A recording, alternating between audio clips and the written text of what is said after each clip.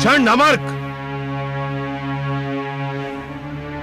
आज्ञा पिताश्री। प्रहलाद का अंत परम आवश्यक है पुत्रों। परंतु पिताश्री। परंतु क्या?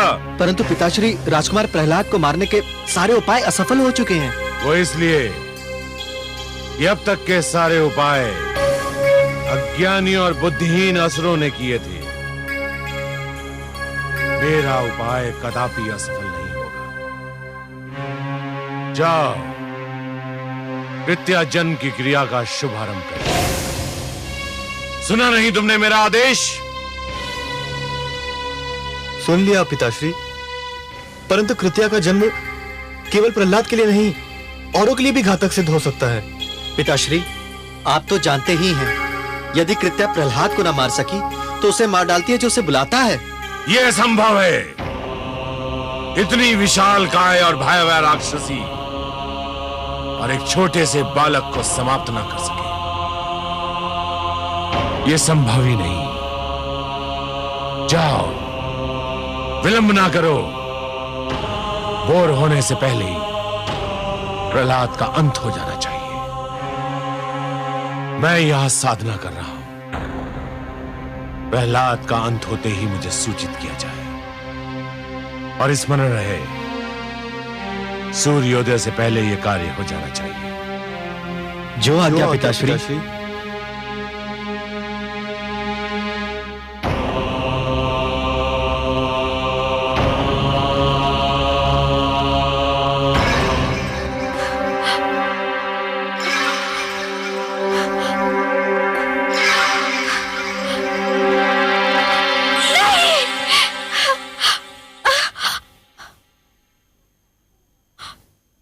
महारानी, क्या आपने कोई भयानक सपना देख लिया? लगता है मेरे पुत्र के प्राण फिर संकट में है। आपका ध्यान राजकुमार में है, इसीलिए आप सोते में भी उन्हीं के विषय में सोच रही होंगी। राजकुमार तो गुरुकुल में है, भला वहां उनके प्राणों को क्या संकट हो सकता है? पता नहीं, परंतु मैं बहुत व्याकुल हूँ। सो जाइए महारानी, उन्हें कुछ नहीं होगा। गुरुजन उनकी सुरक्षा का आश्वासन दे चुके हैं। हाँ, ठीक कह रही हो तुम। लगता है मैंने कोई भयानक स्वप्न देखा था।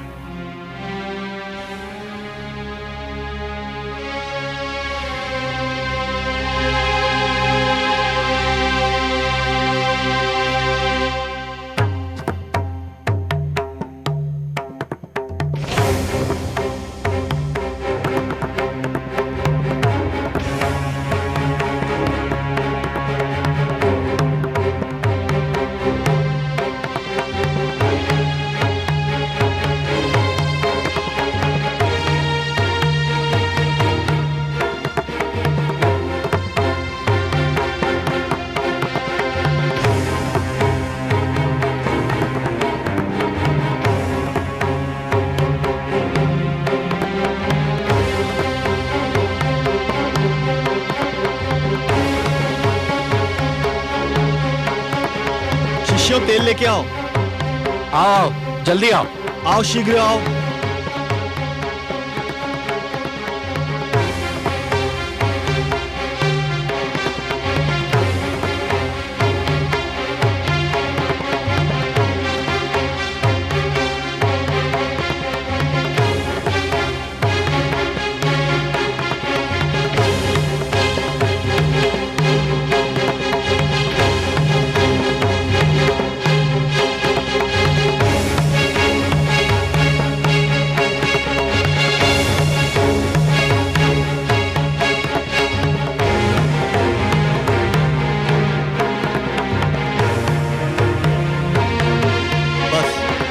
और अधिक तेल की आवश्यकता नहीं है।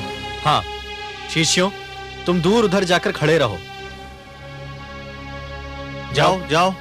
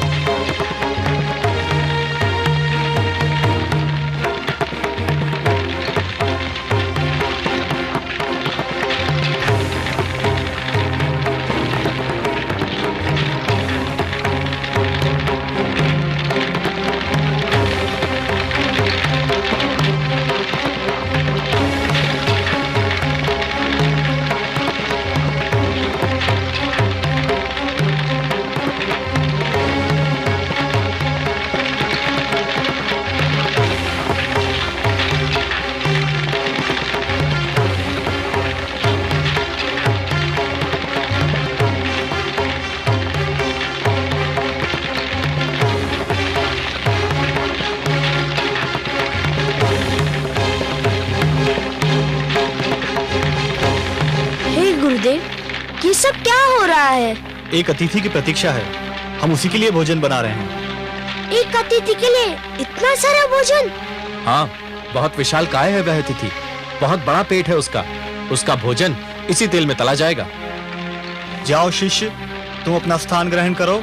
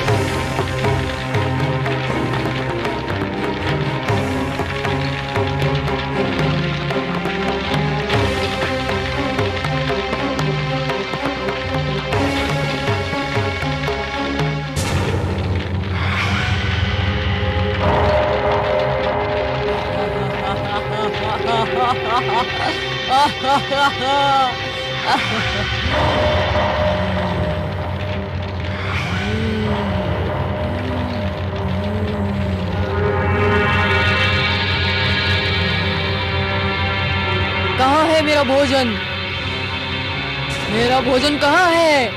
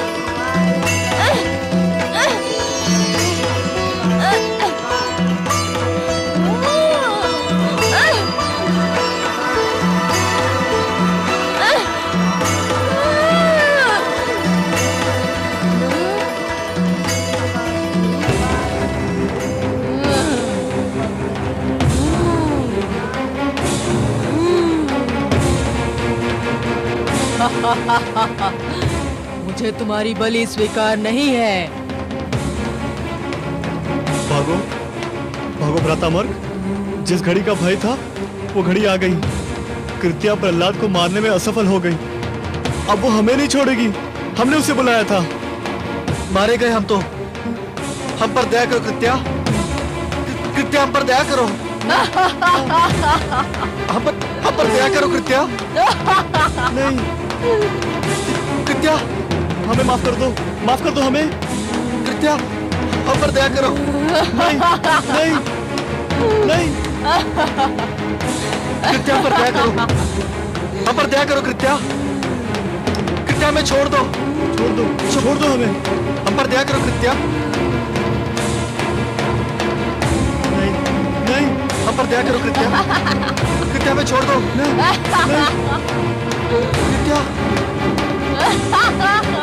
कृत्या हम पर दया करो।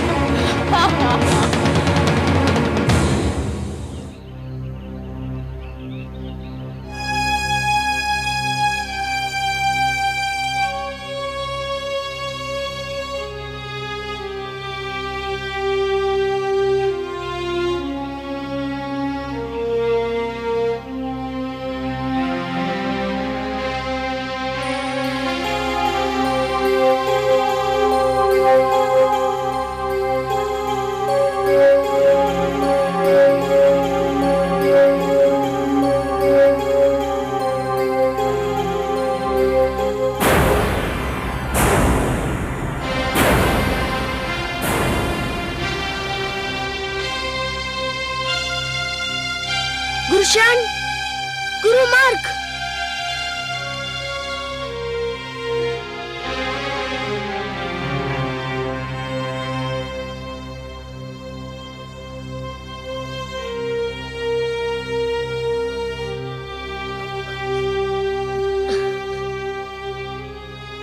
क्या हुआ?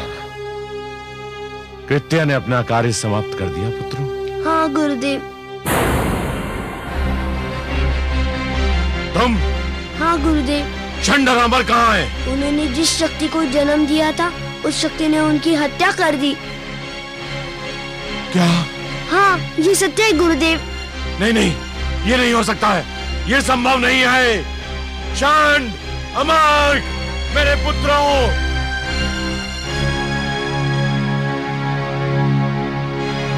चंड, अमर,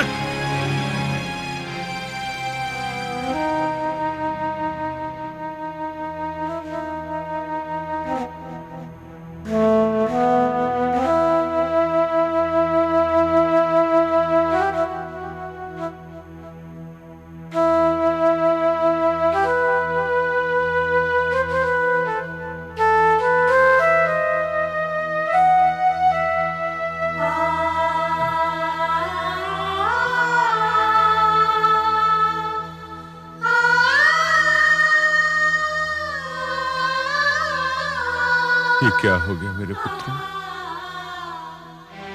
ये क्या हो गया? मुझे अकेला छोड़कर इस दुख सागर में डुबोकर तुम कहां चले गए? हे मेरे होनहार पुत्रों, मैंने तुमसे क्या क्या आशाएं बांध रखी थी। तुम्हारे रूप में मैं शुक्र वंश का यश देखता था। तुम जीवित थे तो मुझे विश्वास था कि मेरा वंश जीवित रहेगा, फलेगा फूलेगा, मेरे कार्य को तुम आगे बढ़ाओगे। पर ये सब क्या हो गया? मुझे तनिक भी अनुमान नहीं था कि कृत्या के विषय में जो तुमने भय प्रकट किया था वो सत्य भी सिद्ध हो सकता है। मैं तुम दोनों को संजीवनी मंत्र से जीवित भी नहीं कर सकता। संजीवनी मंत्र तो केवल युद्ध में मारे गए, दुर्घटना में आहत और महारोग से ग्रसित को ही जीवित कर सकता है। तांत्रिक शक्तियों द्वारा मारे हुओं के लिए वे प्रभावहीन हैं। मैं विष्णु भक्तों का वंश मिटाना चाहता था, परंतु इस दुष्ट बालक ने मुझे कहीं का ना रखा। मेरी विद्या मेरे किसी काम ना आई, मेरी विद्या मेरे किसी काम ना आई।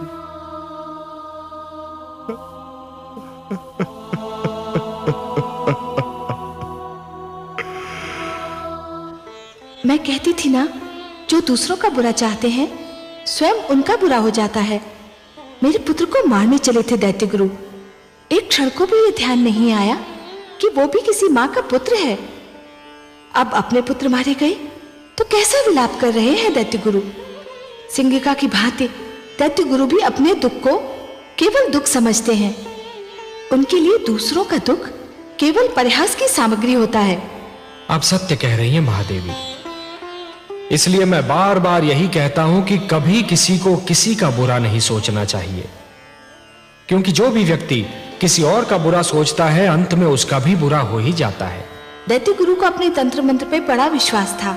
समझ रहे थे कि उनके तंत्र मंत्र से बड़ी कोई शक्ति है ही नहीं।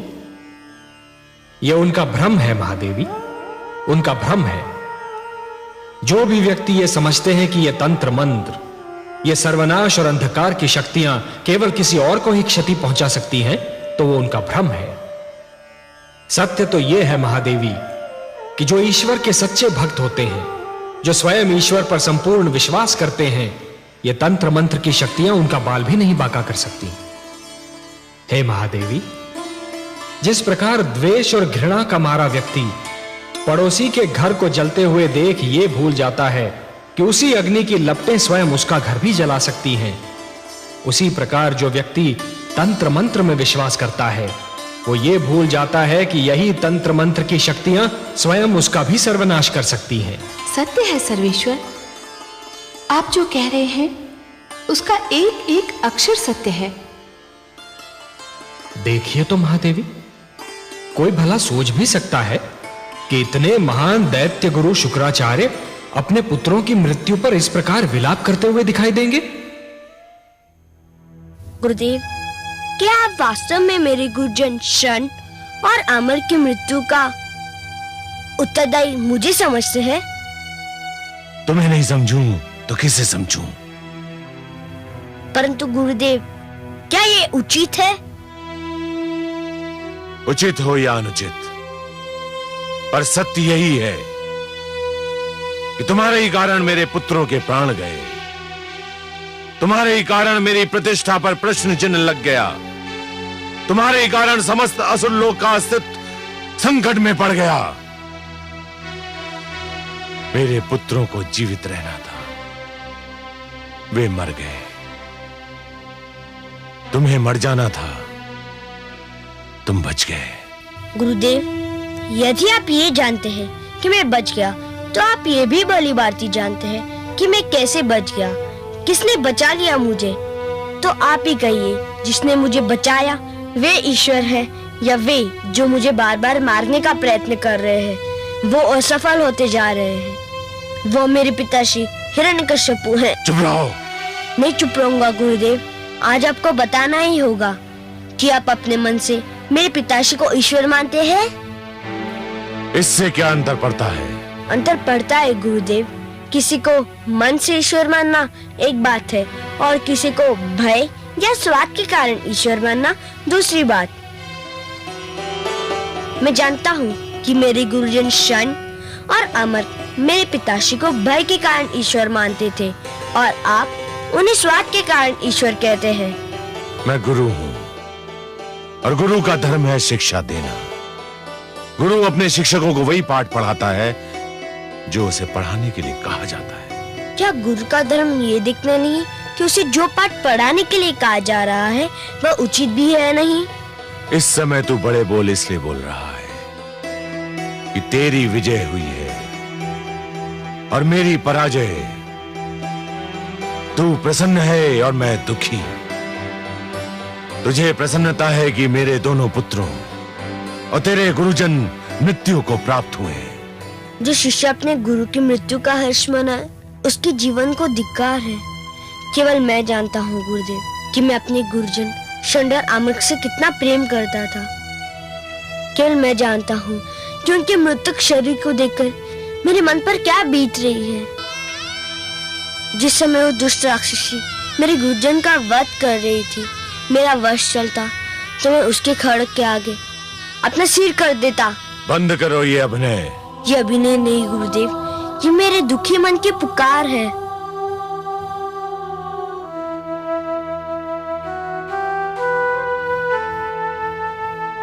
हे वासुदेव, हे पद्मनाभ, हे नीलकांत, हे विष्णु, यदि मेरी भक्ति में कोई खोट नहीं है, मेरी श्रद्धा में कोई मैल नहीं है, मेरी उपासना में कोई स्वार्थ नहीं है, मेरे गुरुजन को जीवन दान देकर मेरे माथे से ये कलंक मिटा दीजिए कि मैं अपने गुरुजन की मृत्यु का कारण हूँ। उनके जीवन का अंत इसलिए हुआ कि आपको मेरा जीवन बचाना था। ये आपसे मेरी अंतिम प्रार्थना है। इसके उपरांत मैं आपसे कुछ नहीं मांगूंगा। हे सर्वेश्वर, मेरी लाज रखिए, मेरे गुरुजनों को जीवन दान दीजिए, मेरे गुरुजनों को जीवन दान दीजिए। सुना आपने कमल नयन? देखा मेरे पुत्र का भोलापन? लीजिए, अब उसकी अंतिम इच्छा भी पूरी कीजिए। बड़ा विचित्र है ये बालक भी, शत्रुओं के दुख पर भी यूं बिलख पड़ता है जैसे कि ये अपना दुख हो। महान है ये बालक महादेवी, महान है ये बालक। जब ये हंसता है तो सारा संसार इसके साथ हंसता है, पर जब ये रोता है तो अकेला ही रोता है।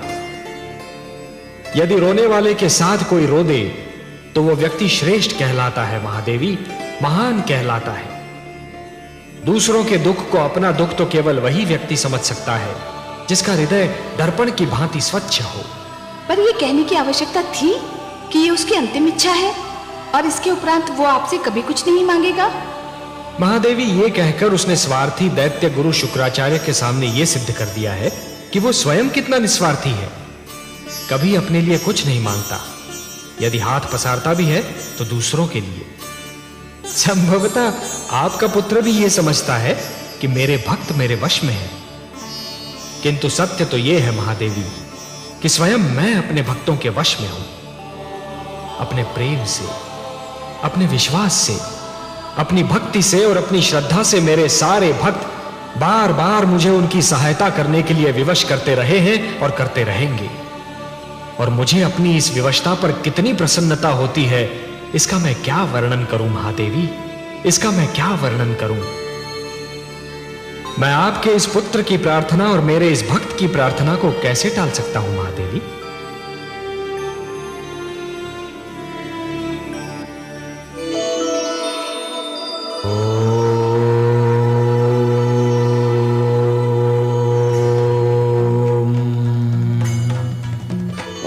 नमो भगवते वासुदेवाय।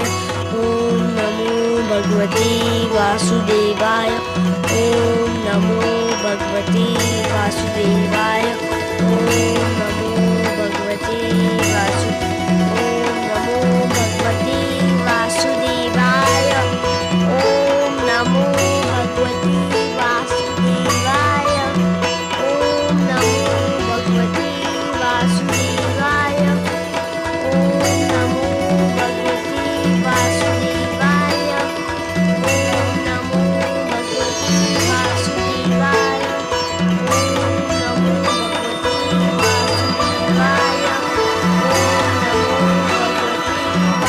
ओम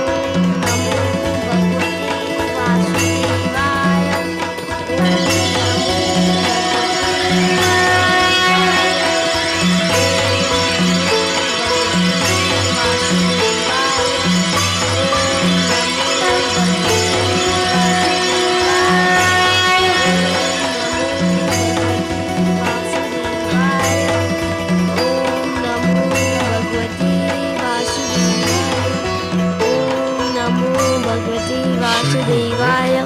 जीवित हो गए। ओम नमो भगवते वासुदेवाय। शरण ओम नमो अमर्क। भगवते वासुदेवाय। ओम नमो भगवते शिशु प्रहलाद। वासुदेवाय। राजकुमार, हे विष्णु, आपको कोटि कोटि धन्यवाद। शरण अमर्क,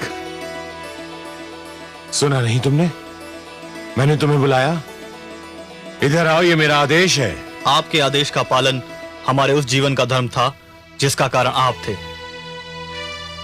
ये तो हमारा नया जन्म है, हमारा दूसरा जीवन है।